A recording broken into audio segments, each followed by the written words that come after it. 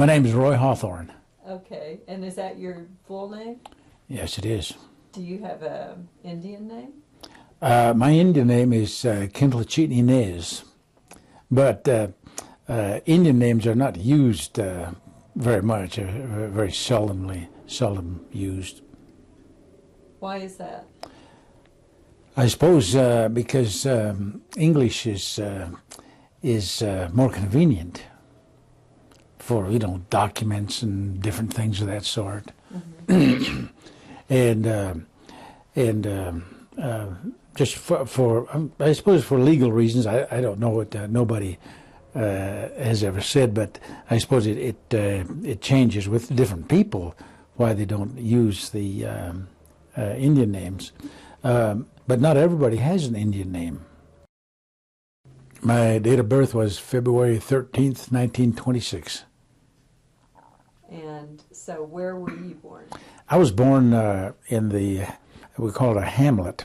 I call it a hamlet of Ganado, Arizona, which is about 40, 50 miles northwest of where we are now. And right now we are at Lupton, Arizona. Have you lived here long? I've lived here in this area since probably I was about 4 years old. Except for your service time. Except for the service time and some other time that I spent after I got out of the service. But after all of this going to and fro, I've lived here with my family for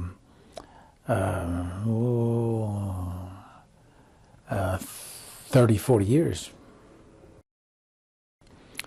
We didn't have any rank in the service. That might sound real strange, and it's not totally true. But I say that to emphasize the fact that code talkers hardly ever received a promotion. And of course, there was a reason for that, which was a military reason. We, as code talkers, we weren't carried on the general table of organization. After the war, when my division, which was the 1st Marine Division, went to China, I was promoted to corporal there. And a few of the other code talkers were also were promoted to corporal during that period of time. But generally, code talkers were not promoted. How did you feel about that afterwards? Did you feel like it was? Well, as I think about it now, it was an injustice because many of us were qualified for promotion, and it just didn't happen. Did you find? Well, let's start with when were you enlisted? What was your story about enlistment? I enlisted in 1943, probably sometime in June, and I was 17 at that time. Several of my brothers had already gone either to the Army or I think one had already gone into the Marine Corps. And I enlisted because that was the thing to do in that day. And so that's what I did. I wanted to enlist in the silent service, which is the submarine service. But and I suppose the reason that I wanted to do that was people, when I tell them that, say, well, how did you know about the submarine service? You have no oceans, no water, and so forth. And that's certainly true. However, I had been reading a book by Julius Verne, 20,000 Leagues Under the Sea, which was very captivating, very fascinating, and I wanted to be a submariner. But when I got to the induction station, I was informed that that the federal government had passed legislation which required all Navajo males from that point until the duration of the war be enlisted or inducted into the Marine Corps. And so that's what happened. And very early on, when you're dealing with military things, you learn that you don't ask why. And so I didn't ask why. It wouldn't have done any good if I did ask why, because the why part was kept secret. I mean, it was classified. So I didn't ask why. They didn't tell me, and I never knew why until after boot camp, and I was assigned to Camp Pendleton in California, and the Navajo Communication School. And then nobody had to tell me why, because that's what we were doing. It became very obvious what the mission was. Yes, we were speaking Navajo, and the Navajo that we were speaking wasn't conversational Navajo, but it was from the code that had been developed, and sending tactical messages and receiving tactical messages. So it was quite obvious what our mission was. How did you feel about that when you learned that? Was that giving you a little more? Were you a little more intrigued by it, or how did you feel? No, I don't think any of us were intrigued by it. It was just another day at the war, and we were not only working with the Navajo language as a military code, but we were learning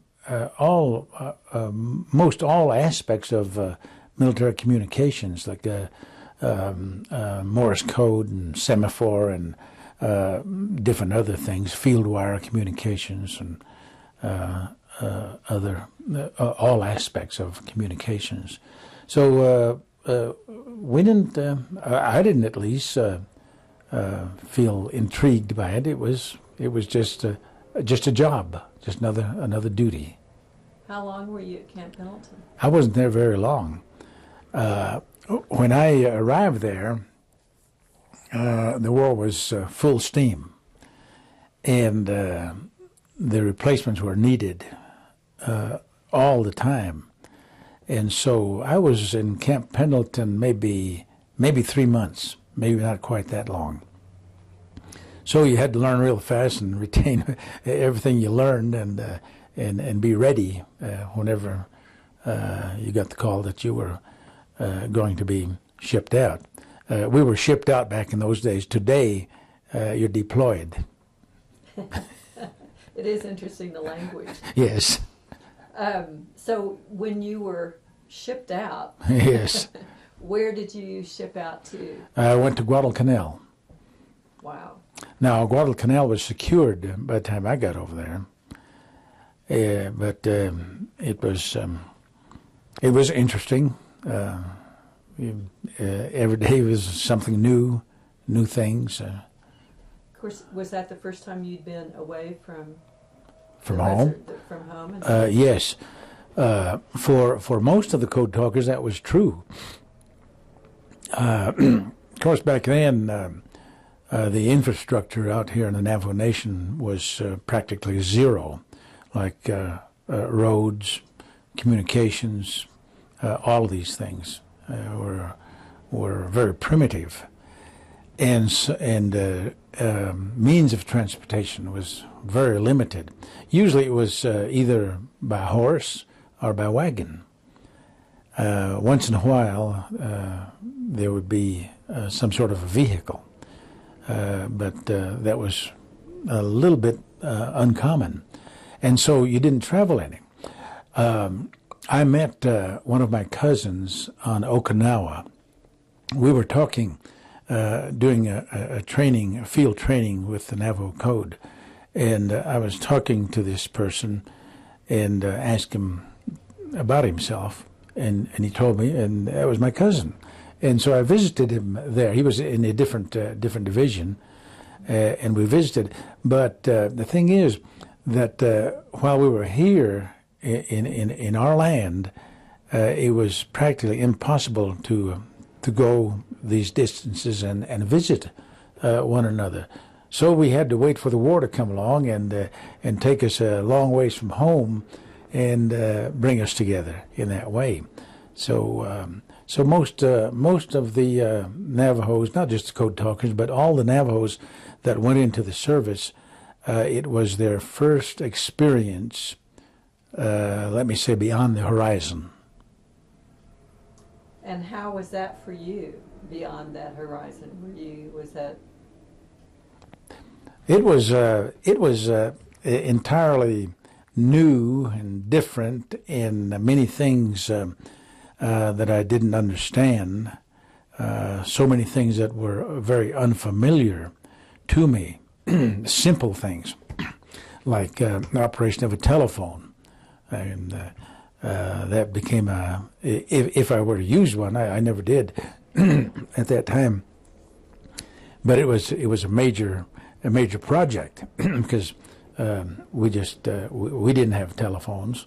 There were telephones in say in trading posts and different things like that, but for the average Navajo, he never came near a telephone. I got on a train in Phoenix. They had assigned me to go to San Diego to the Marine Corps recruit depot. And so it's the first time I was near a train, except to see them running along the tracks here. They gave me one of those little tokens that you put in a bus or whatever, and they said, now this is very important that you don't lose this token. And I didn't know what token was, didn't know anything about that, but they said, you hold on to it, don't let it go. And I did. I held it in my hand all during the trip to San Diego. And of course, back then, traveling wasn't like it is today. I mean, talk about a sardine can. It was a little sardine can with a double portion of sardines in it in all transportation. So, but I held on to that token. And they also said, well, when you get to San Diego, there'll be a sergeant there. Well, they didn't tell me what a sergeant was. I didn't know what a sergeant was. If he was a person or a thing or what. And how they didn't say how I would recognize him. I didn't know what to look for. But just, kind of figured it out that he probably would be some guy from the Marine Corps. When I got there, I was alone as far as other Navajos are concerned, or other people going into the service. But when I got there, I looked for a sergeant, but I didn't see one. And I waited, and I still didn't see one. I saw these buses coming by, and they'd come up and they'd stop, and they had the names of their, found out later was their destinations on top, but that meant nothing to me. So I just waited for what I thought was a sufficient, appropriate length of time. And then I decided, well, the next one comes along, I'm going to get on. And I did.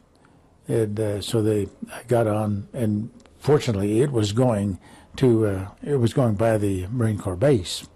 And so I had no problem there. And I got rid of my token. With the bus? On the bus, yes. That's right. So when so you got on the bus and they said, "Where's your token?" Or no, I said, "Do you want this?" The driver, he never asked for a token because everybody riding that bus knew what to do with them. But I didn't know what to do with them, so I said, "Do you want this?" Yeah, he said, "Put it in there." He's unconcerned there. So that's the way it was getting to the Marine Corps base. Well, in Guadalcanal, the island was secured, but we went on field training exercises all the time.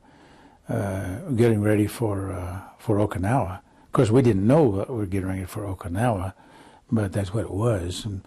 And so we'd go on the field training exercises, and we were trained, of course, in using the Navajo code, voice radio, what do you call it, Morse code, and other things. And so we utilized all of these in our training.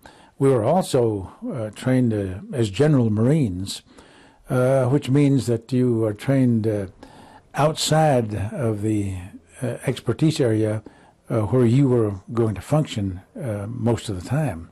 So we were trained in mortars, how to use mortars, machine guns, and different other weapons, and we continued the training with those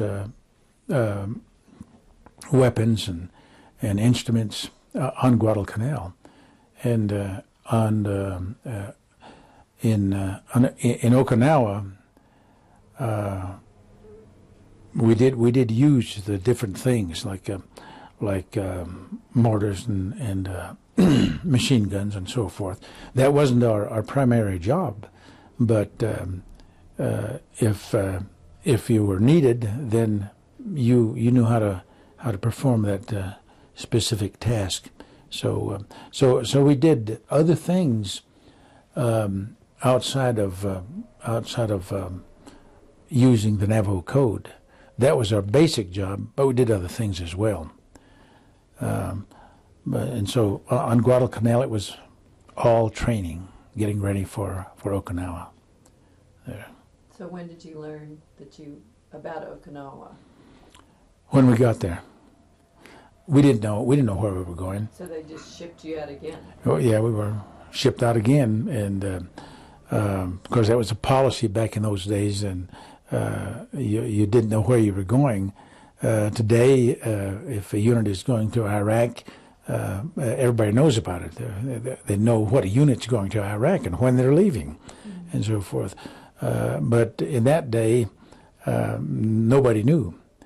I suppose the Japanese knew before code talkers came into the picture. They knew, and the way that we knew that they knew was because they would pick up our transmissions before code talking came into being.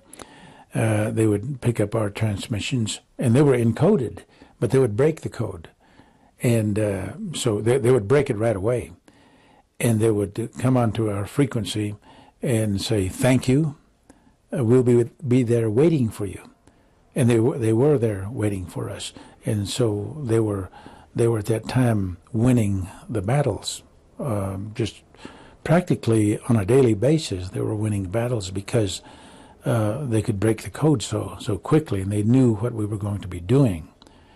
But then when the Code Talker program was established, it turned the whole thing around. The whole picture was turned around. The Japanese could not decode our messages, and as a result, they weren't winning the battles like they had been winning the battles, and so the code, the Navajo code, unbreakable as it was, really changed the picture and turned things around there. I must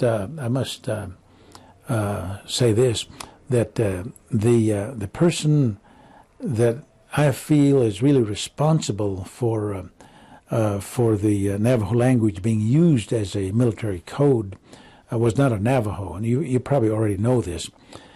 He was not a Navajo, but he was a son of a missionary couple from the Midwest. I always want to say Mideast, but it's not the Mideast, the Midwest. And of course, they came out here when he was just a small boy, and he grew up with Navajo boys and girls as his playmates.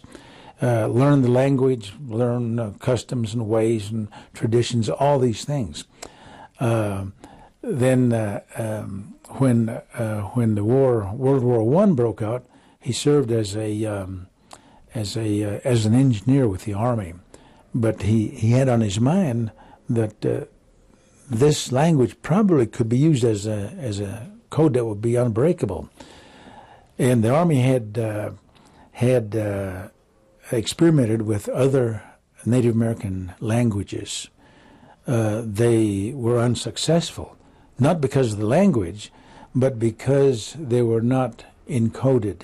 They tried to use just a conversational language. They didn't code the language, and so they were unsuccessful.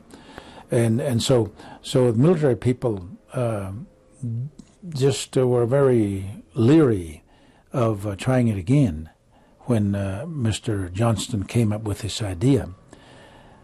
But he persuaded him after a while that at least try it.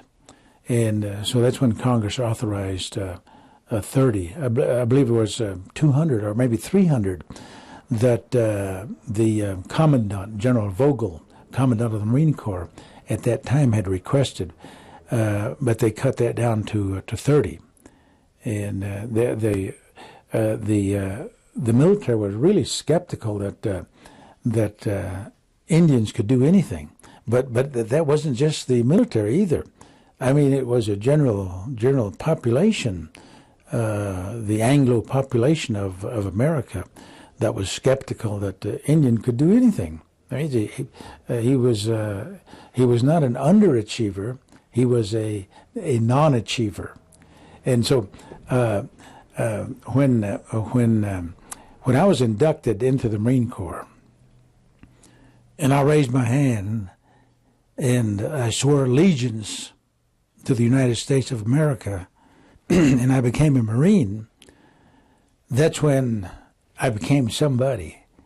And that's when the whole world realized that they had made an error, and that it wasn't true that Native Americans were non-achievers, that they were achievers.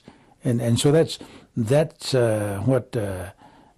what makes me very, very proud of the fact that we were chosen to do this specific task, and so we did it. And did it well. That's what we understand. But again, I must say that to most of us, and maybe for all of us as code talkers, it was just another day at the war. I mean, we just did what we were supposed to do. That's all. Mm-hmm. Well, I can go in different directions. And we will go back to that direction I'm thinking of, which is your school and how your early education. Mm-hmm. But let's keep on track with the war and where you went from that point to Okinawa. What was your experience there? Okinawa? I had some very vivid experiences on Okinawa. Some of the experiences that I remember mostly involve times that I was assigned from my unit to go to another unit to go on patrols with that unit, either a combat patrol or a reconnaissance patrol. Of course, a reconnaissance patrol, you go out and you locate the enemy and find out his strength and where he is and different things about the enemy, but you don't engage in combat with him on a reconnaissance patrol. So I went a number of times on reconnaissance patrols and also on combat patrols. Combat patrol, you find the enemy and you attempt to destroy the enemy. One particular patrol that I remember involved a ridge. Of course, there are hills and ridges. It's where most of the battles were fought. But this was on a ridge called the Keisha Ridge. Usually I don't remember the names of these places, but somehow or another this name just I don't have to think about it to recall it. It's just there. But it's called the Keisha Ridge. And we went out looking for the enemy, and our mission was to destroy the enemy. So we found the enemy as we came over the top of this ridge and began to come down the other side. Then we discovered that the enemy was there because he opened up with all sorts of weapons, machine guns and mortars and whatever else he had on hand. The other thing we discovered was that the enemy had, probably in years gone by, dug trenches on the side of the hill of the ridge that we were on. And the machine guns were zeroed in on these trenches. So if you tried to take cover in these trenches, well, you were dead. So we were pinned down. The unit I was with was pinned down for, I don't remember how long, at least 2 days, maybe 3 days. During that time, probably maybe a few hours after our encounter with the enemy, the antenna of my backpack radio was destroyed, shot off, and couldn't send any message. So we needed to get a message out for reinforcements, or for an airstrike, or for an artillery strike, but it couldn't do it. The radio just won't work without an antenna. But as you recall, I had stated that we had been trained in various aspects of communication, and one of those was field wire. And of course, with field wire, you have wire cutters and other instruments there, tools, and you have wire. Of course, I didn't carry a large drum of wire all the time, but I did always have some wire in the other tools. So with these, I was fortunate enough to repair the antenna where I could get a message out. I sent a message. Of course, the message originated from the commanding officer, which I think was a lieutenant. He may have been a captain. But he gave me the message. He had it written down in English, and I sent it out in the Navajo code.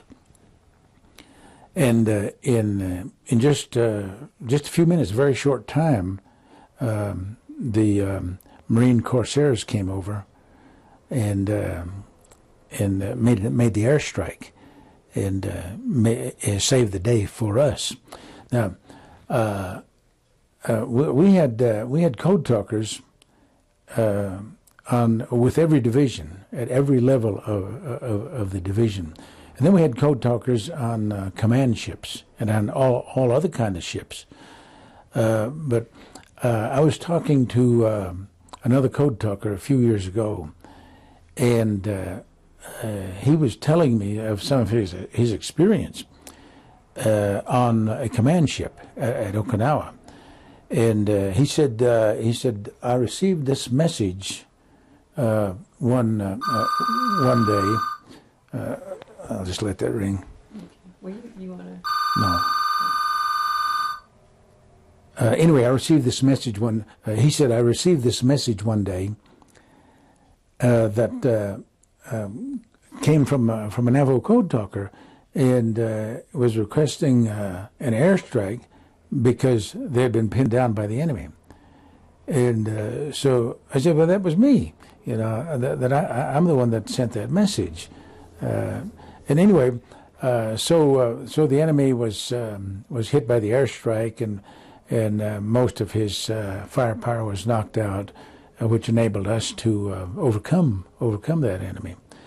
But during that time, many of our men were killed.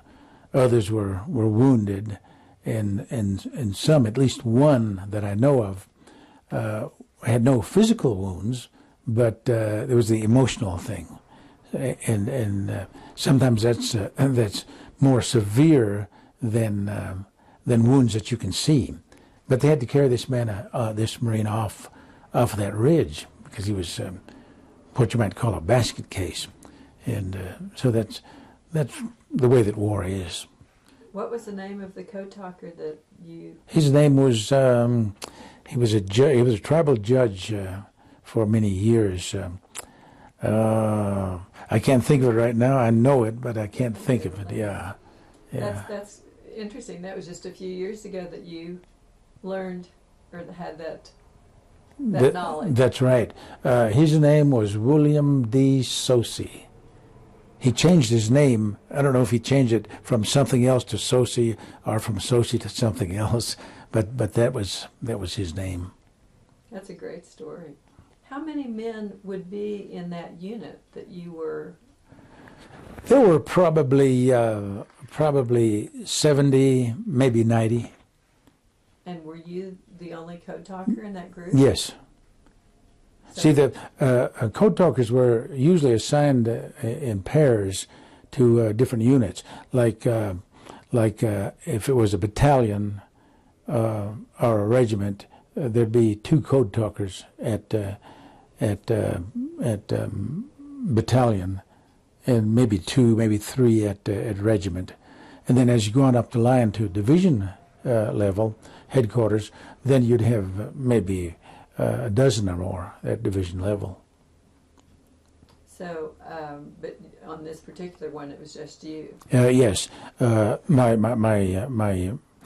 counterpart, we would alternate. One would stay with the unit headquarters, and the other would go with the unit going out into the field. This is on the patrols that I'm talking about.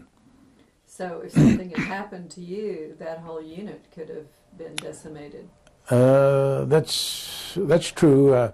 That's true. But it would have been more difficult for that unit. But I feel that they still could have won that battle because there's always a way. I mean, you could send a runner. He's going to take a little more time, maybe a lot more time, and he may not get through the first time, but eventually you're going to get through. And I don't know, Americans just have a tenacity that you're going to win that battle. I understand the Japanese had quite a tenacity as well. Yes, they did. They were a real match. So after Okinawa, how long were you in combat there? Okinawa, I understand, was the longest battle of the Pacific, and also the bloodiest battle of the Pacific. Because Iwo Jima was very bloody, and so were many of the islands like Tarawa, Saipan, and other islands. But because of the duration of the battle on Okinawa, it was reported that it was the bloodiest battle of the Pacific, and it went for, I believe it was 3 months, give or take a little bit of time. You were very young. I was 17 when I went in, so probably about 18. Were you scared? Actually, I wasn't. I didn't know enough about what was going on to really assess the situation. I suppose that's the way it was. But I don't remember having been afraid or scared or frightened. But I probably was, because the brain has a way of blocking out some things that are unpleasant to remember, and so I think probably I was, and if I was, it was probably not at the time that we were encountering the enemy, but at a time that we were encountering friendly fire. I don't know, it just seemed to me that friendly fire just seemed so much more devastating than enemy fire. What's friendly fire? It's fire from our own troops, like from a battleship, for instance, or from one of our own artillery units that have gotten the wrong coordinates and are firing on their own men. That's friendly fire. So that happened. Oh yes, it happened a number of times, and we're talking about being afraid. If I ever was afraid, well, it probably was in one of those times. But I wasn't afraid in the way that I wanted to run off or hide or something like that. It was just, I don't know what, I can't describe it. But there probably were other incidents where similar things occurred that you just don't remember.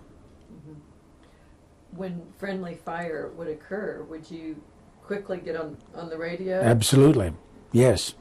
And there was a time before the code talkers that the Japanese would come on the radio and say, you're on the wrong coordinates, change it to a different one, and they would put it on our men. And so the rule became, if you receive a radio communication requesting a fire or a cessation of fire or a movement of that fire to another coordinate, don't receive it unless it's in Navajo code, because it could be coming from the enemy. And the Japanese had many of their men that had gone to Ivy League colleges and universities in America, and they could speak the language very fluently, and they would come on the radio and give this misinformation. So the rule became only Navajo code messages for requesting fire or seizing fire or relocating the fire. So after Okinawa, what happened? And was that your most memorable battle experience? Yes, that was. In fact, that was my only battle experience. It was my baptism of fire came on Okinawa. Before that, it was just getting ready for the battle, whatever the battle might turn out to be.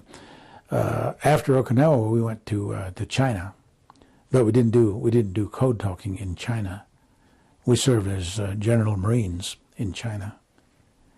That was when the communists were attempting to take over the nation.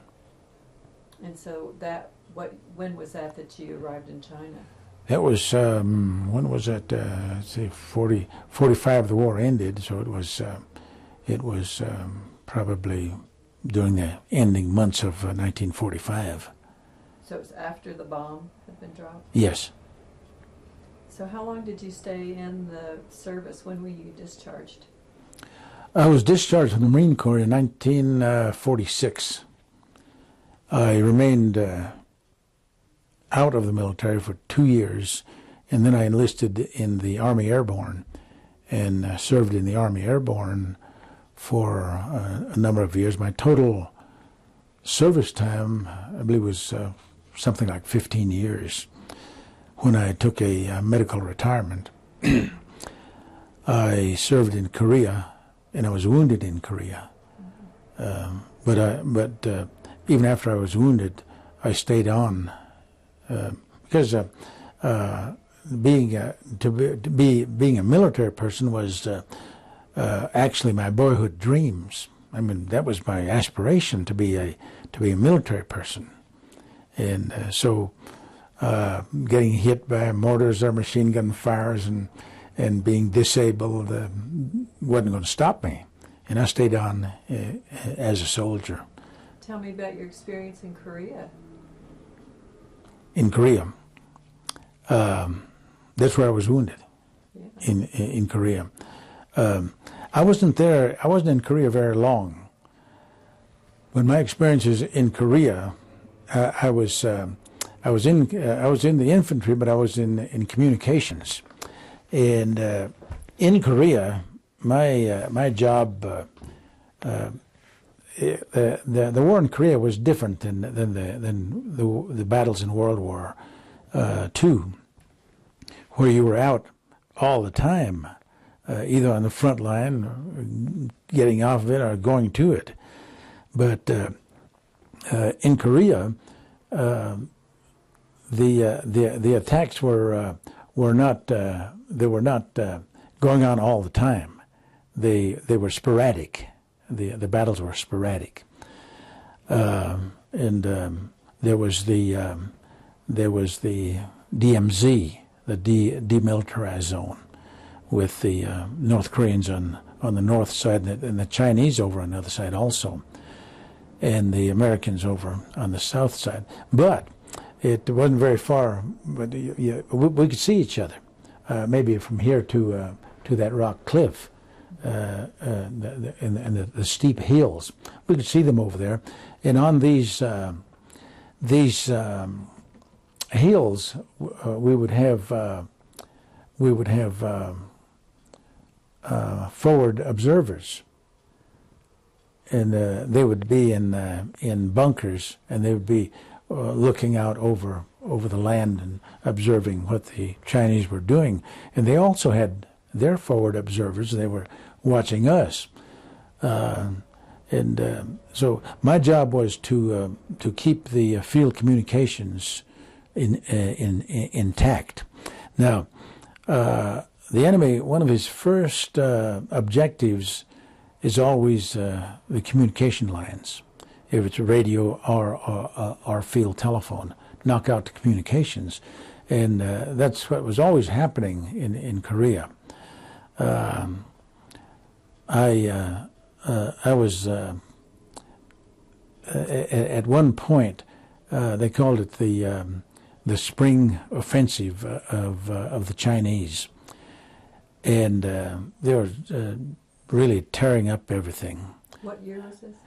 I don't know. I don't know. It was the year before the truce.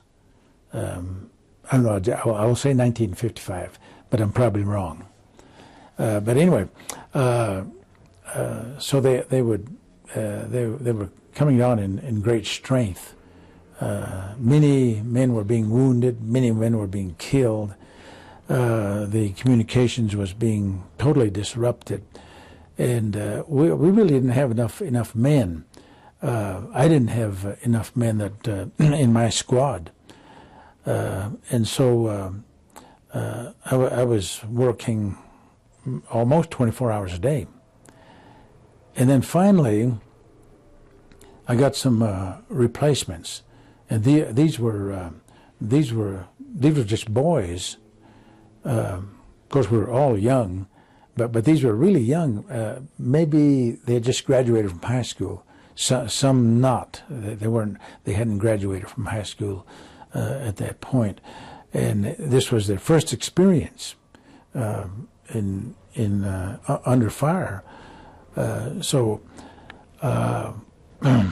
one morning, early in the morning, probably about 2 o'clock in the morning, I always had a field telephone, and I had laid down to get a few minutes of sleep, but the phone rang. And they said, well, the phones are out. So I got up and got my men together, and we went out. And we came to a place where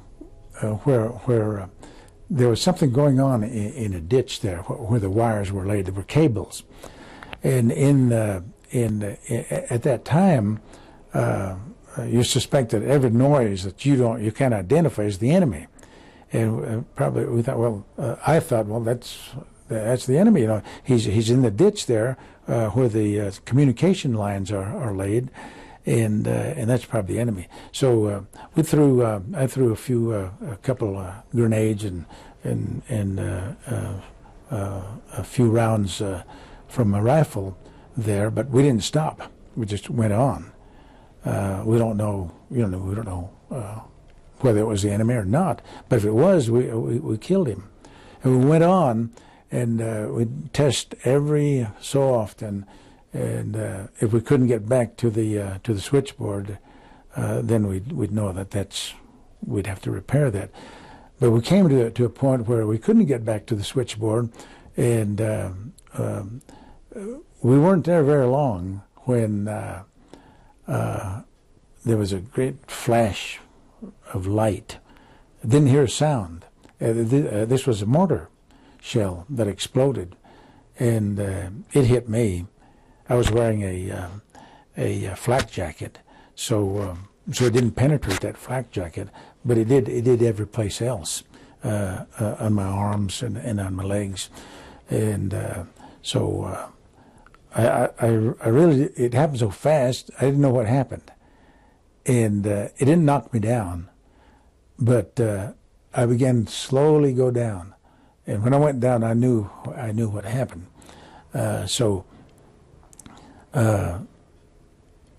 I looked around, and I couldn't see anybody there.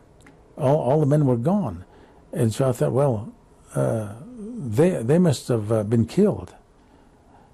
And so I started calling their names. Nobody answered. So I thought, well, I guess that's right. They've probably all been killed. So I crawled over into a ditch because I knew that they were going to throw some more mortars in there. And I crawled over in the ditch there, and they had taken my field phone. One of them had what was holding it. He took it, so I couldn't try to call back. So you had fallen down, and the enemy had come over to you, and taken your No, it wasn't the enemy that took it. It was one of my men. Oh, I'm It was one of my men that took it, and so it wasn't anything I could do, but just wait there and see what happened. So after a while, one of the other guys showed up. He was probably the older of that group there, and I asked him, "Well, are all the men killed?" He said, "No." He said, "They're sitting up there by that tank. There was a tank up on a hill that we had come by that tank." So I told him, "You go up there, that tank, and you use their radio or whatever it is, and you call into the aid station and tell them to get a medic out here." So he did, and they came in a little while and put me aboard that thing. So what were your injuries? I had practically it had practically severed my leg below the knee on my right side, my right leg, practically severed it.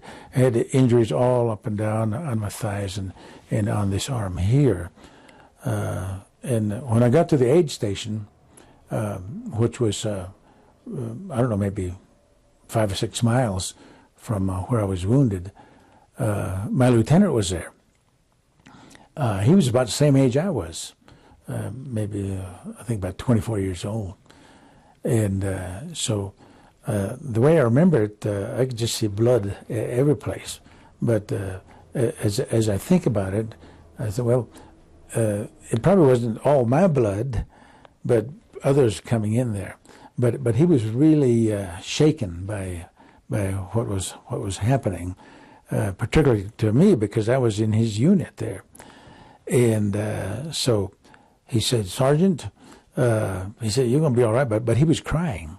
He said, "You're going to be okay." And I wasn't thinking whether I was or whether I wasn't.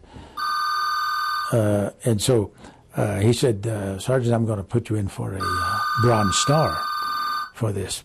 I never got a Bronze Star. I don't know what happened there. But then I went to various. Had the privilege of riding on a MASH helicopter out of there into a MASH hospital unit. They took me into the company aid station, and that's really the last thing I remember for I don't know how long. I woke up on a hospital train, and I saw one of my men that I had been with.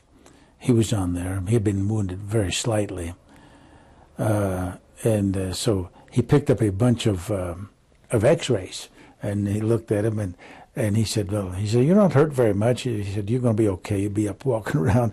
But he must. Of course, he didn't know how to read those things anyway, and it didn't turn out that way.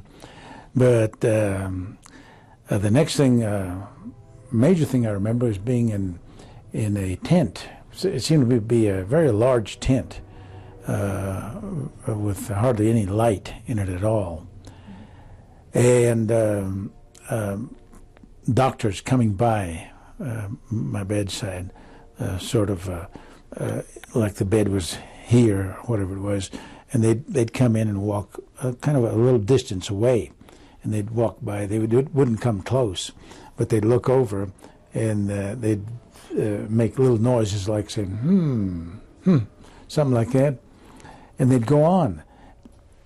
And then a nurse came up behind them, and she came over, and she took my hand, and she said, "Chief, you're going to make it," you know, and that probably was an encouragement there. It encouraged me, although I didn't know much about it.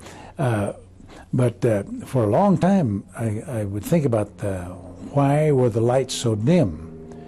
And then I came to knowledge that it wasn't the lights that were dim, not in that tent. It was my lights that were going out, and so that's the way that was. But they didn't go completely out. So you were basically just sort of semi-conscious. Yes, that's right. Yeah. And what about when you finally came to? What was the extent of your injury? The extent of my injuries, well, I went to a regular hospital in some other place in Korea. It was in a building, and they brought a lot of the wounded there in a school bus that was fixed up with litters, and there were a lot of wounded soldiers. So we got there about noon. They took us off. And I remember they took me in and put me in the hall, and everybody's going to lunch, so I'm just there in the hall for a lunch period. And then when they came back from lunch, they pushed me into this room with a big light on it there. It was a surgery room, I guess, a big light there. And then next thing I knew, I woke up after they had done some surgery, and the doctor came and said, "Sergeant, got good news and bad news." He said the good news is, I forget how he put that, but he said the good news is that you're on your way out of the Army, and I forget what he said. The bad news was. But that wasn't good news to me. You know, I was a career military, and so I told him that's not good news for me. I said I'm going to continue. I'm a career military person. So that was that, and went to a number of other hospitals. Spent a year in Walter Reed Army Hospital in D.C. A year. A year there, and then, but you know. It wasn't devastating to me. It was just a hindrance, and so I liked to stay on in the service, and I did for a number of years after that, and got back on my feet and was ready to go again. So you healed. Oh yes. You said your leg was almost severed. Yes, it was, and they had to do it. They had to amputate it. In the hospital. They did? Mm-hmm. So you have a prosthetic? Yes, on my right leg. Well, you certainly wouldn't know it. You walk beautifully. Sometimes I forget it myself.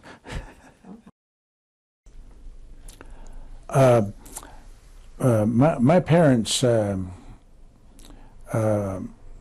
they back in those days, Navajos had large flocks of sheep. So my parents had large flock of sheep, but they also sold Navajo or Indian arts and crafts, things like this bolo, silver and turquoise jewelry, Navajo rugs, and so forth. That was before the freeway came in, interstate highway, and the traffic was a lot slower. And people, you could have roadside stands, and so they did, and that was one means of their making a livelihood there. And I had, I think it was 6 brothers and one sister. Of my 6 brothers, I think all of us served in the military at one time or another. There were 3 of us that served as Navajo code talkers. Really? Yeah. But of course, it was classified, and we couldn't talk about it for 26 years after the war ended, and so we never talked to each other about that. We just assumed that that's what he did also, but we never did discuss it. Never talked to our parents about it. Never talked to anybody about it. It was just something we just didn't talk about because that's what the order was. My mother's name was Desbah, Desbah. That's a common Navajo name for a girl, Desbah. And my father's name was Orville. That's my middle name. So, did he have an Indian name as well, your father? His name was Bi'izihi. What did that mean? Nobody knows. Nobody really knows, but some people that I've talked to have said that means handsome, and they would say that at certain times he would put on his fancy clothing and so forth, like when he's going to rodeo or something like that, and that they named him after that. And what about your grandparents? Do you remember your grandparents? I don't remember them. I remember some things about them, but I don't remember them. I was talking with another relative, maybe it was a cousin here, not too long ago. He was telling me of his doing research in the family tree, which is very unusual for Navajo to do that. But he was talking about that, and he was telling me about my grandfather. And I had great respect for my grandfather. But when he told me about my grandfather, that he served as an Army scout against his own people, then I don't have any respect for him anymore, because that's like it's a turncoat. That's about all I know about him, that he served as an Army scout. And that is fact. Yes. So he was gone before. Oh, a long time before, yes. Yes. Now my uncles, I remember 3 of them. I think 2 of them were medicine men, and I was scheduled or set aside to live with one of them, and he would train me to be a medicine man. Of course, back in those days, you would begin training when you were very young, and continue till you were about 30 years old before you had your credentials to be a medicine man. So I was scheduled to do that, but he died before I got of that age that I was to go with him. So I never became a medicine man. But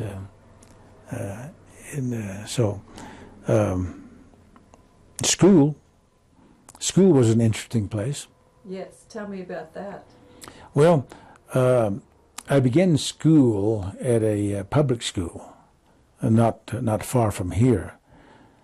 When I reached, I believe it was the 7th grade, I went to a boarding school, a Bureau of Indian Affairs boarding school. And after I went there, soon after I went there, my brother went there also. And so I was in 7th grade, and he was maybe 5th grade. Had you learned English by that time? Well, we were bilingual. From the beginning? From the beginning, yes. Now,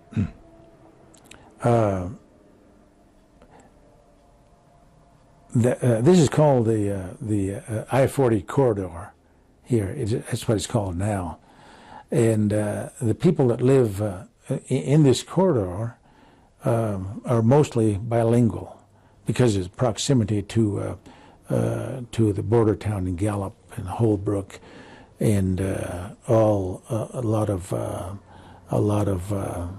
English-speaking people traveling through. So most people are bilingual here. But you get back further, say Monument Valley and Navajo Mountain, places like that, in the interior.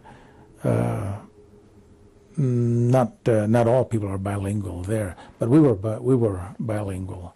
So you didn't have the experience of being taken and told not to speak? Yes, I did have that experience, and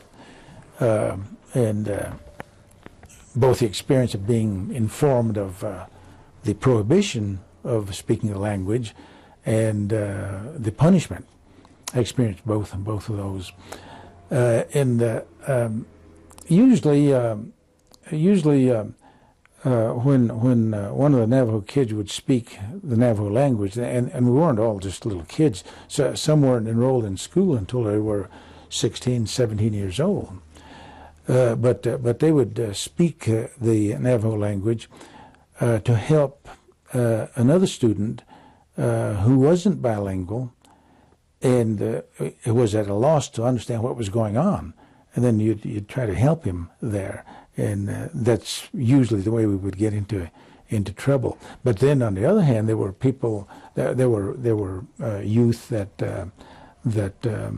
would be bent on getting into trouble, and they would speak it just to show their opposition to authority, and they would get in trouble, and that would become habitual, and they would get more severe punishment.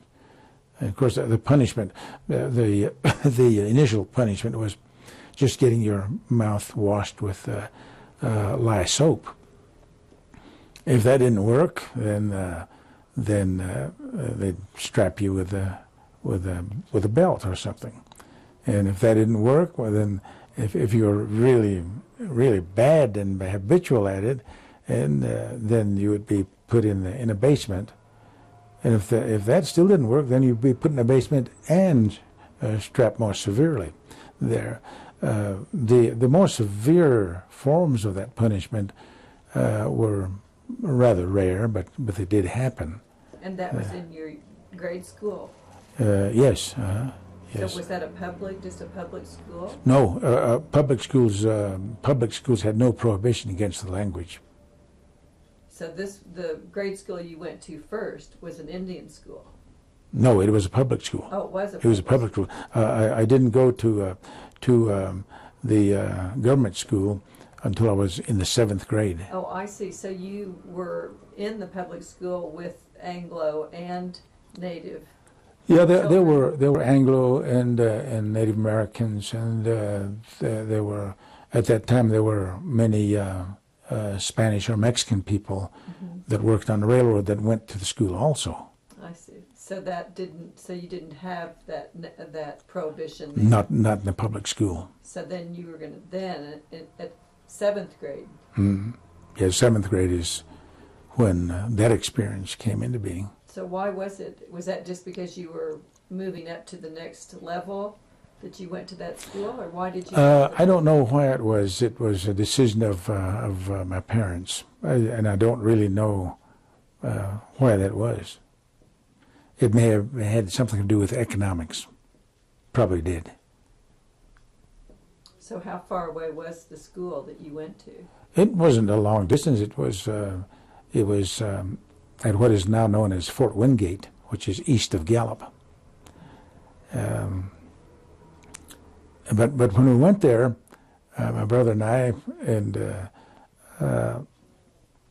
we were not in the grade level that the rest of the kids were. Of course, see, I was in 7th grade, and I was in the 7th grade classroom. All the kids were in 7th grade in that school, but it was not the 7th grade according to the standards of the school that I came from. It was probably 4th grade, and so the teacher didn't say, well, we'll put you up where you can be challenged to a higher grade. She didn't do that, but she said, well, you already know all this, so you just go out and play. So we played every morning till noon. It was a vocational school in the afternoon, so we played all morning, my brother and I, and then in the afternoon went to vocational school, which was more play. So it was like a vacation? Yeah. But not a whole lot of learning? Very little learning, yeah. You know, if they'd put us where we could be challenged, then it would have been all right, but they didn't do that. But a lot of the code talkers came out of that school. Not, I wouldn't say most of them, but a lot of them did come out of that school. I enlisted in the Army before I graduated. Not the Army, but the Marine Corps before I graduated. But while I was in the Marine Corps, I still had a searching mind, and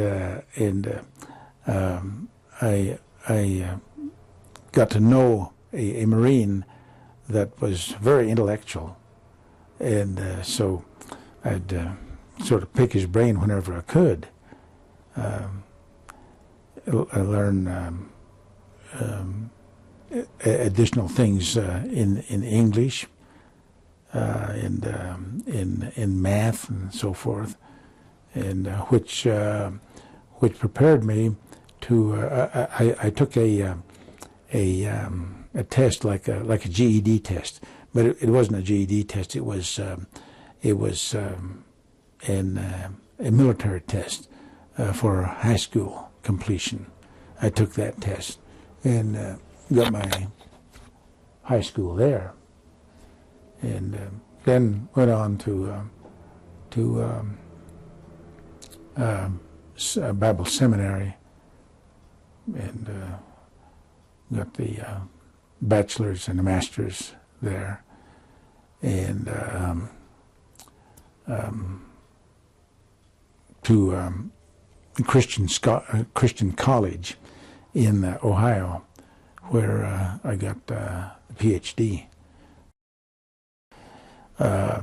Yeah, you get to where you understand that without it, you're not going to go very far. It was a Navajo chief that spoke to that, and he said education is a ladder. He said, picture yourself down at the bottom of a canyon with steep, sheer cliffs, and he said education is the ladder to the top of that cliff there. He said, climb that ladder. Who was that chief? Do you remember who that was? Who was he? Manuelito, Chief Manuelito. Did you feel like being a code talker helped catapult you to this place where you are? That experience?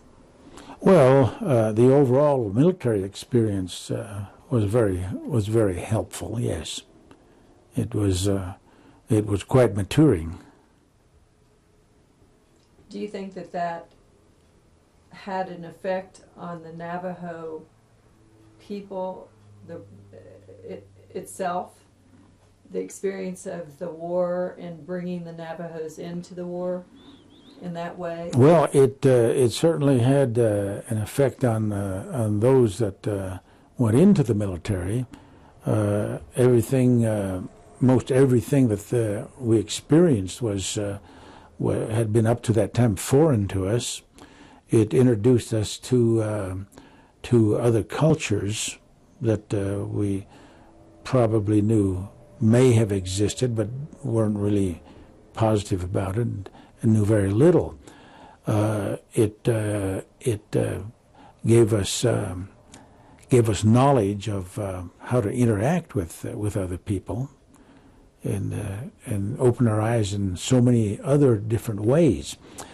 It let us know that we could do more than what people had thought we could do. That life could mean more than simply herding sheep, which that was really a part of the Navajo life, and it wasn't something we disdained, but it was something that had no real productive end, no productive goal, and of course we didn't realize that before the war, but when we went into the war, we realized that there are many opportunities out there, and then with the GI Bill, that afforded an opportunity to fulfill our educational goals and objectives. So that's what the war did for those that went there, and for those that didn't, it just simply showed that there were many things that we could take seize the opportunity on those things. So how were you treated in the service? Were you treated as an equal? Did you feel any kind of barrier there, or any kind of discrimination? I didn't feel any discrimination. Someone asked, I think it was when they were filming Hollywood versus our history versus Hollywood, or something of that sort. And they had several code talkers there. And one of the questions was, what you asked, was any discrimination? And how did you feel when people called you chief? So I remember one of the fellows saying, he said, well, at first, I didn't like it. But then he said, when I thought about it a little bit, I thought, boy, that's good. He said, when I came in, I was just a brave, but now I'm a chief. And, we were misunderstood, but we misunderstood our counterparts also. The Anglo boys, or the white boys, had the idea that we were expert bowmen, and we could use a bow and arrow and hit the target bullseye every time. But the fact was that we had never used bows and arrows. We didn't know anything about them. And so one day in Oceanside, California, near Camp Pendleton, we were out on leave for the evening, and there was a carnival going on. We went to that carnival, a group of us. There were Navajo boys, Navajo Marines, and white Marines. And so the guy there had a place where you had bow and arrow shoot to get a prize. So we were standing around looking, and nobody wanted to do that. And so some of the white boys kept saying, excuse me, to us, show them how to do it, Chief. And then they kind of narrowed in on one particular fellow, who later became the chairman of the Navajo Tribal Council, which is president today. And so they said to him, Chief, pick it up and show them how to do it. Because he didn't know how to do it. So he picked it up, and that arrow went who knows where. That's we were misunderstood in that way. And then on our side, we figured, well, white is right. Not everybody felt that way, but that you could you didn't lie, cheat, or steal, or do any of those things. I mean, you lived a decent life. Well, those ideas didn't last very long. I mean, they were dissipated real quickly. And when we found out that our desires and wants and so forth and our failures were all the same. We were alike in so many ways.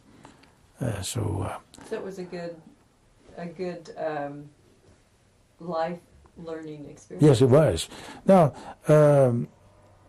there probably was some discrimination, but it would usually come from someone who was a little dysfunctional themselves, and just came from a background that would enhance that. And just because you put on a uniform doesn't mean that you're a good Marine or a good soldier. You carry over some of the things out of your background, like in the ghettos or the big cities or wherever, with all the hoodlumism going on, and that would carry over. You'd find some people like that. And with the Navajos, same thing existed there. People are people. You're right. Of course, that was, I guess, created out of ignorance, of course. Well, and taught to the children by the parents. Sort of. But that goes back to why there was a prohibition against speaking your native tongue. Not so much a prejudice, but there is that bit of prejudice there. But it was the idea of the federal government, people in the federal government, that we need to annihilate the Native American population, and various methods were tried. And one of these methods was if you get rid of the language, then that'll be a big step towards annihilating the population. And that was one reason for that language prohibition. Then there were other things that happened also. The long walk. The long walk, yeah. And so the forth. buffalo. Yeah. Lots of things. Yeah. Now, another one was where the government passed legislation that Native Americans could claim 160 acres, much like the Homestead Act. And that was to get 160 acres under the control of an individual Indian. And because his culture was different and didn't recognize land ownership, then he wouldn't understand that. He wouldn't understand that he owned that land. And so the ranchers, many of the ranchers were behind this, that then the ranchers would come in and get that property from him with a little bit of trickery. He wouldn't know that he was selling it, that he could sell it, and so forth.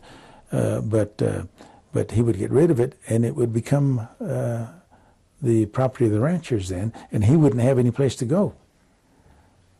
So, but prejudice is on every side. It's on each side. It's not on with one race of people. That's true. Unfortunately. Yeah. Well, I can't think. Can you think of any other additions that you'd like? Any other special stories that you have that were poignant in your life, in your growing up? Well, I don't think of any right off, but I do think of another incident on Okinawa, and that involved not a patrol, but it was an assignment to take a certain hill where the enemy had occupied that hill. And so our commanding officer said, we have to take that hill tonight, because if we don't, in the morning they're going to come down and take us. So there was I suppose we'd call it a patrol organized to go up that hill that night and take that, kill all the Japanese up there. So I was assigned to go with that patrol, and so that that day, it was before nightfall. We started out, and we went a certain distance where there was a lot of cover, but then we came to a place where there was no cover at all. There was no trees, no boulders, hardly anything. And so when we began crossing that area, the enemy began shelling us, and so we couldn't cross without getting all annihilated. So we withdrew. And by the way, Marines never retreat. They might advance in the opposite direction and regroup, but they never retreat. I could tell you some stories about that, but I will just go on with this story. So it was decided that we would wait until darkness and then cross that area and have radio silence all night until we got up to the top, so the enemy wouldn't know that we were out there. And so that's what we did. We went across that open area, started up the side of this hill, and some of those hills are more like mountains. And the next morning, just when the day was beginning to break, we came up on top of that mountain or that hill, and we see the Japanese there. They're making breakfast, getting ready for breakfast. So the officer in charge gave us the command to begin firing upon them, which we did. But we found out pretty quickly that they had more firepower than we did, and they had more manpower than we did, and that we needed reinforcements, or we would be overrun. So the commanding officer wrote out a message that of what was happening, and that we needed reinforcements. And he suggested that since we needed them right now, we can't wait till night. We need them right now. He suggested that get a number of tanks and put as many Marines as you could in each tank, and which was maybe 3 or 4 Marines in each tank, and come on up that hill, which is what they did. And so I don't know, there were about 10 tanks, maybe. They may have gotten 4 Marines in each tank, so about 40 additional men there, and they brought those up. And so with those men, we were enabled to overpower the Japanese and take that hill that morning. But there again, another instance where the Navajo code was used for. If the Japanese could have decoded our message, they would have known exactly what we were going to do, and they would have brought in other means to thwart the tanks from coming up there. So they didn't know, and so tanks came up, troops were there, and we annihilated them. Saved the day. They saved the day. Yeah, that's right. What point did you leave the service? I was stationed in Fort Carson, Colorado, by Colorado Springs. And so it was where I could request a medical retirement anytime I wanted to. And I did, and I was retired, medically retired. But the reason that I requested that medical retirement wasn't because I no longer wanted to be in the military. I still was in love with the military. But the reason was that in the time between I was over in Korea, and I got back to Fort Gordon, Georgia. In Fort Gordon, Georgia, I became a Christian. And after I became a Christian, I felt in my heart God's call to me to be a minister of the gospel. And that's why I requested a medical retirement.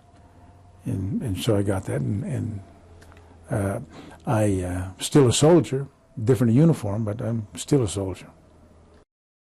We have been married for 53 years, and I've been a preacher of the gospel for 48 years.